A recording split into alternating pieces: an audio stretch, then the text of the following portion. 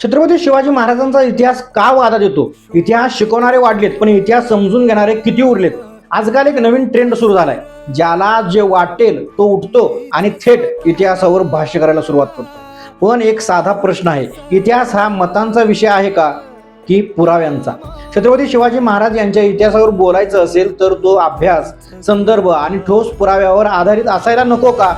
कोणत्याही राजकीय व्यासपीठावर उभं राहून बिना संदर्भ काहीही बोलायचं आणि त्यालाच इतिहास म्हणायचं.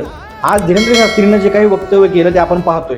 या आधी देखील असे बरेच जणांनी काही बोललेलं आहे, पण प्रत्येक जण आपापल्या सोयीप्रमाणे इतिहास मांडतोय आणि त्यातून निर्माण होतोय तो म्हणजे गोंधळ. शिवकाळात प्रजा सुखी होती हा इतिहास आपल्याला सांगतो, पण आज आपण त्या इतिहासातून प्रेरणा घेऊन जनतेसाठी काही चांगलं घडवतोय का, की फक्त वाद निर्माण करणं, भावना भडकवणं आणि लोकांना गोंधळात टाकणं हेच आपलं आता काम उरलंय? आज इतिहास समजावून घेण्यापेक्षा तो आपल्या मतांसाठी वापरण्याचा प्रयत्न हा चाललेला दिसतो. तुम्हाला काय वाटतंय हे कमेंटमध्ये नक्की सांगा.